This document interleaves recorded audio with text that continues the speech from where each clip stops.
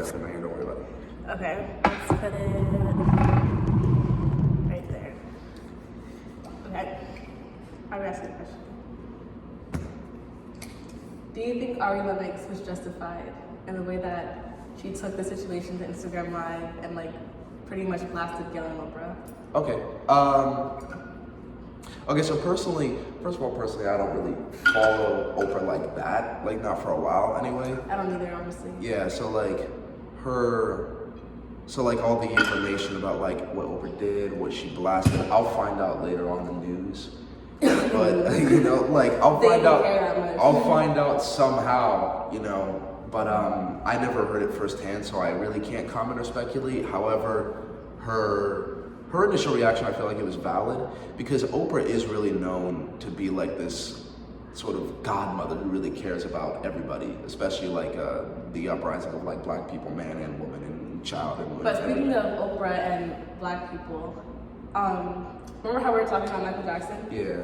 So people actually came at Oprah and like tore her down because in one of the documentaries, she was talking about how Michael Jackson was a pedophile and how he like touched little boys and basically smearing Michael Jackson's legacy.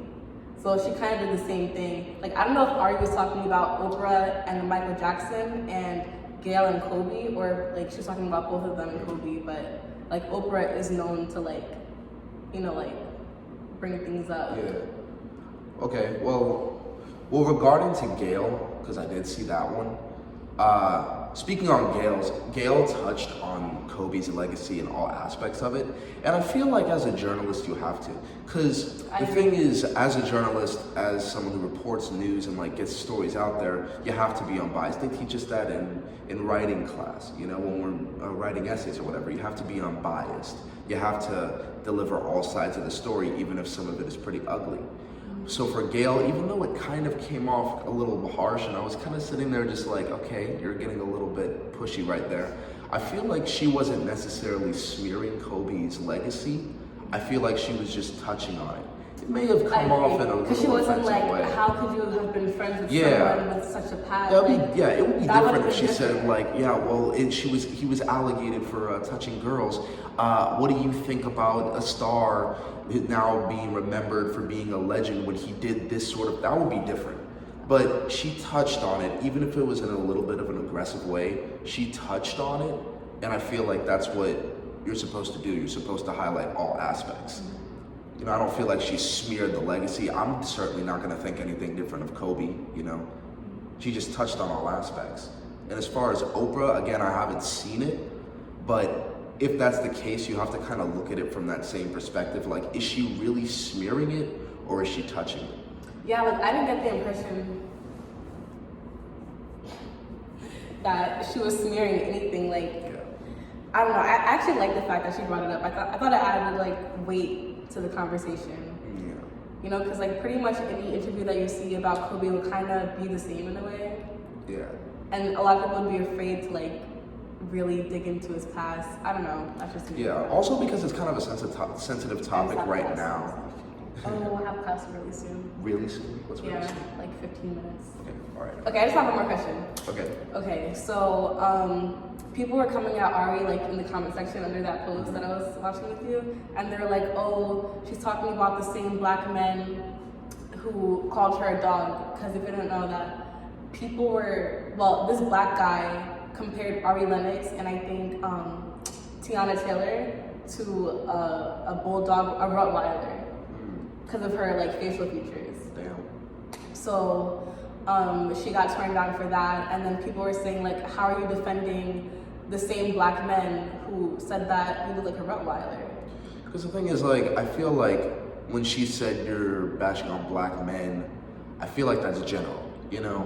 Because not all men are the same, and that's actually like, that's like a different conversation. But not all black men are the same. You know, exactly. Like, and it's not the same black men. Yeah, it's not the same black men. And Kobe's not the man who compared you to a Rottweiler. Yeah. So when she talks about black men in the sense of like Kobe Bryant and like NBA players and stuff like that, it's definitely different than guys on the street who compare you to Rottweilers and dogs. You know, it's a different category. It's a different type, and you just sort of have to take the context clues of really what she was talking about. Yeah, I think people are just making like a generalization of like, oh, like they're both black men, so they're in the same category, which is not true, obviously. Yeah. Okay, one more question. Okay, so, where was I going with this? I just had it.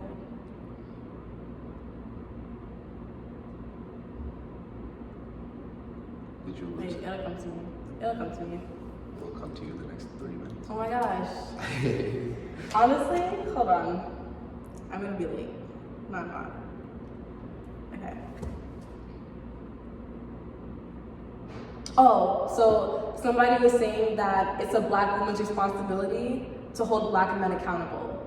So like, it's Oprah and Gale's responsibility to hold people like Kobe Bryant accountable because like, I guess because they're both black. So how do you feel about that? Do you think it's their responsibility to hold black men accountable? Honestly, like this could have different answers and different meanings and variations, but for me, I feel like it is sort of, I feel like it's a black man's responsibility to hold black men accountable. Because the thing is, like, People were saying, like, but oh, black men don't even defend black women. Because so why should? Because that's also the same thing. Like, not all men are the same, not all women are the same. I feel like all black men should hold themselves accountable because it's their legacy. You know, I look to hold up myself as a respectable black man that, you know, people can trust. That's my responsibility to hold myself up. But also at the same time, black women keep black men in check. You know, especially very strong and powerful black women, they'll keep black men in check because sometimes black men, sometimes we can't see everything. Sometimes we don't know if we fuck up or if we don't. Black women will come into play and say, no, this is wrong, and we'll have to reevaluate. The same way as sometimes how black men will say, hey girl, you doing this, that's kind of messed up. And then, you know, it's sort of a team effort. That's a lot less of a likely situation for like a black man to like kind of keep a black woman in check. I feel like it's mainly the other way around. I don't know if like the black community has like this mom complex when it comes to black women and how they should be like the heroes and like always save the day. But I don't know. I just feel like it's weird how like black women should always be expected to like come to a black man's defense when it's not the other way around usually. I feel like it should be a team effort. I feel like everybody should hold everybody accountable because it's nobody's responsibility. Because like saying it's only the woman's responsibility to hold up men, that's a lot, and that's also not true. It's a men's responsibility as much as a woman's responsibility to make sure everybody's in check, everybody's okay. You know, it's not just one person, it's not just one group. It really resides around everybody. We just all need to hold each other up. That's kind of the beauty of being black, is that we can hold each other up. So it's really everybody's. It's really everybody's. Yeah. So in other words, reciprocation, okay, goes both ways, okay? But yeah, I'm gonna end it here because I got class. The bitch got class. In like 3 minutes. So bye y'all. Thank you, Miles. Thanks for having me.